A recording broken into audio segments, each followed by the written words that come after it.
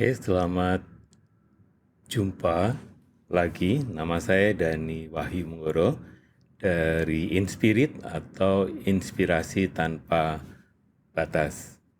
Kali ini saya ingin berbagi pengalaman dan juga pengetahuan bagaimana tips menjadi host pada kelas virtual.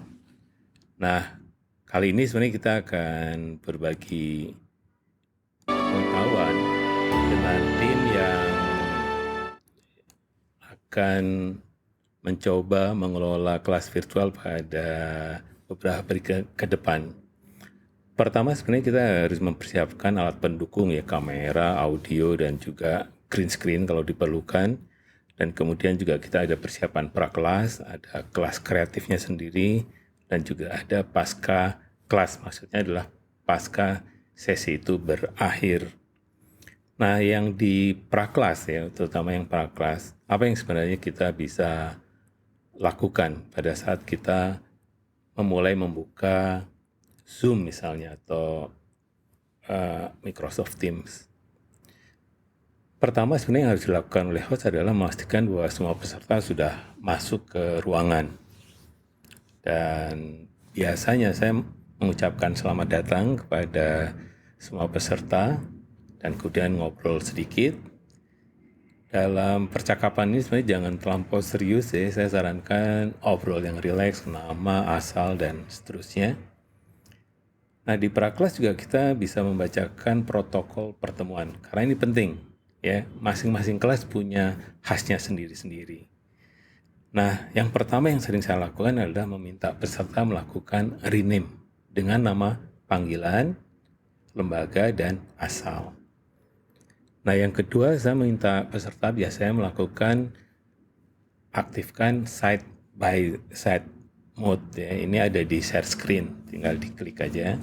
Kalau di Zoom, kemudian hide non participant video. Ini di setting video, itu harus diklik kalau saya. Kemudian meminta peserta sebenarnya lebih cenderung mengaktifkan speaker view ya untuk memastikan bahwa siapa yang bicara itu fotonya besar atau videonya besar. Tetapi pada saat presentasi slide yang menggunakan share screen bisa menggunakan gallery view. Nah, yang paling penting ini saya sering menyampaikan bahwa video dan audio off ya untuk semua peserta kecuali diminta untuk mengaktifkan. Nah, kalau ada apa-apa, ada tugas dan sebagainya, aktiflah di chat box. Ya, mengisi misalnya jawaban atau bertanya kepada panitia. Kalau tiba-tiba peserta leave room, ya karena sinyal dan sebagainya, diminta untuk tenang karena akan kembali dan dibantu oleh panitia. Dan yang terakhir adalah aktifkan WhatsApp group untuk sebagai backup kalau ada apa-apa. Nah, kalau setelah protokol ini disampaikan, kemudian peserta biasanya kalau masih ada yang aktif, saya meminta izin untuk mematikan. Ya.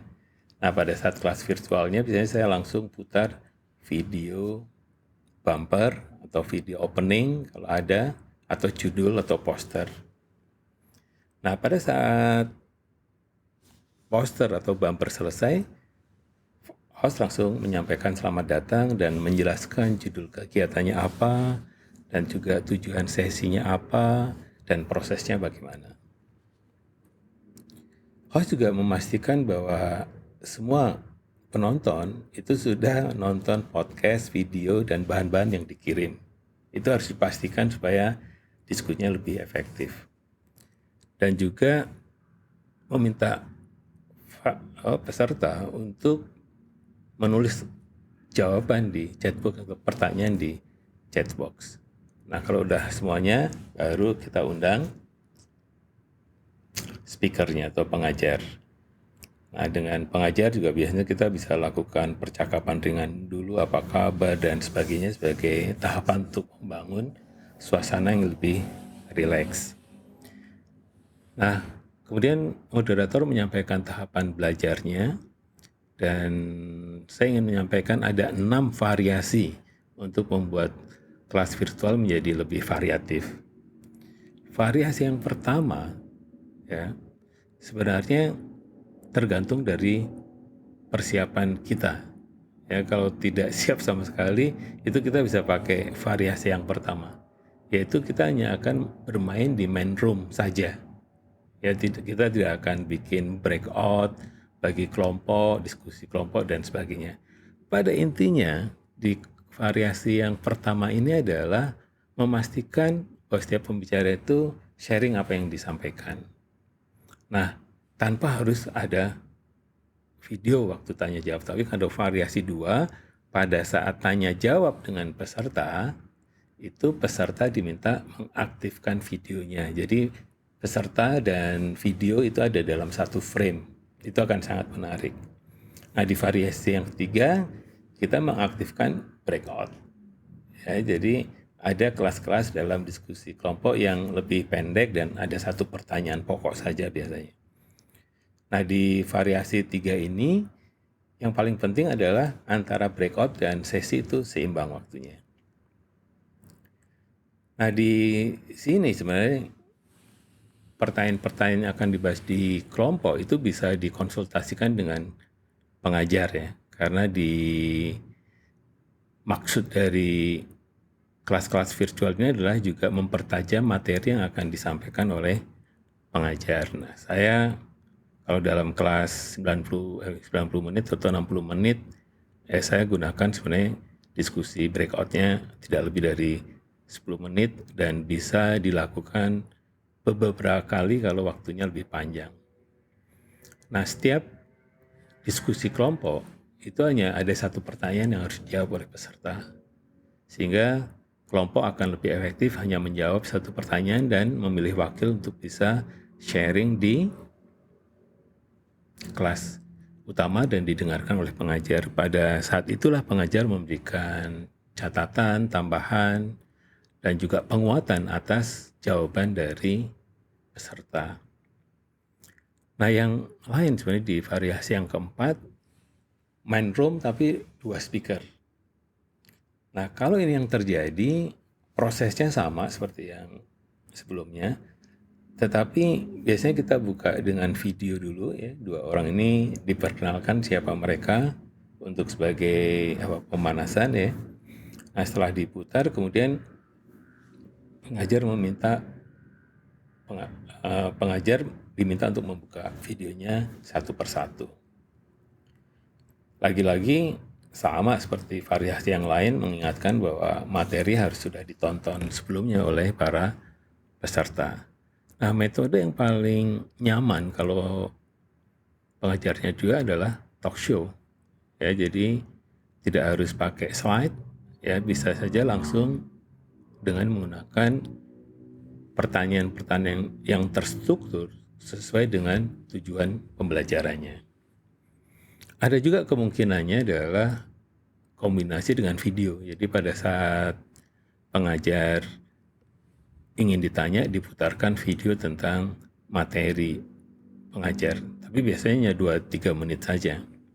Nah, setelah itu baru host tanya jawabnya bisa dengan pertanyaan pengajar yang satu, kemudian juga bisa ke pengajar yang kedua, kalau masih ada waktu, explore lagi.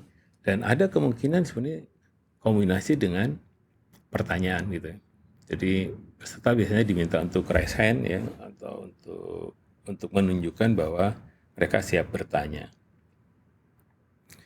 Nah, kalau memang diizinkan bertanya, pertanyaannya juga harus langsung ya. Jadi hindari pertanyaan yang pakai informasi macam-macam karena itu nanti dibahasnya bukan di kelas virtual. Jadi langsung saja pertanyaannya, apa ini Pak? Bagaimana ini Pak? Mengapa ini begini Pak? Gitu. Jadi atau Bu juga ya. Jadi pertanyaannya bisa seperti itu.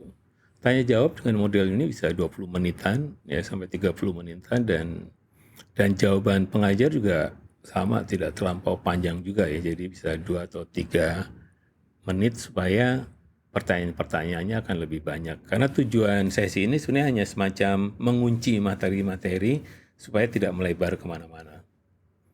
Nah, variasi yang kelima adalah main room, satu speaker tapi menggunakan aplikasi tambahan namanya Mentimeter. Nah, Mentimeter adalah alat presentasi yang interaktif ya sambil kita memulai mengajar, itu kita aktifkan dulu Mentimeter untuk berinteraksi dengan peserta. Nah, caranya biasanya mudah ya, tinggal peserta masuk ke Mentimeter dan menjawab pertanyaan yang sudah dirancang. Nah, di Mentimeter sebenarnya bisa dipakai banyak variasi juga. Yang pernah saya lakukan, sebelum saya menyampaikan sebuah bagian dari materi, saya tanya dulu, ya, semacam kuis pada peserta. Ada jawabannya, saya bisa nilai, kemudian saya ingin menegaskan jawabannya sudah benar karena ini sesuai dengan ini. Nah, yang terakhir, variasi yang keenam menggunakan aplikasi Miro, agak berbeda. Ini seperti pengganti whiteboard atau post-it. Jadi bisa dilakukan untuk proses brainstorming, mencari ide-ide, eksplorasi ide, dan sebagainya. Itu bisa dilakukan dengan tambahan aplikasi Miro. Nah, Miro memungkinkan melakukan analisa juga, ya, kemudian clustering, kategorisasi, dan juga exploring ide. Ini sangat membantu untuk peserta menjadi aktif.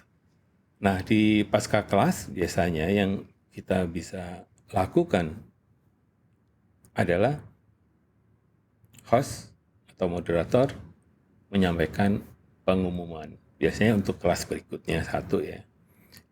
Jadi mengingatkan bahwa ada tugas, ya, tolong membuka video, audio, dan bahan bacaan. Ini diulang-ulang karena biasanya peserta lupa. Nah, kemudian meminta peserta buatlah video 2 menit atau audio 2 menit tentang materi hari ini. Sehingga ada proses evaluasi atau pembelajaran dari peserta. Nah, mengingatkan para mengajar akan ada di WhatsApp group selama 2 atau 4 jam. Kalau ada pertanyaan bisa langsung di WhatsApp. Nah, di proses yang lain sebenarnya adalah biasanya kita meminta peserta untuk menuliskan kesan pada kelas hari ini. Demikianlah sebenarnya yang kita bisa belajar dari kelas virtual ya. Jadi bagaimana kelas virtual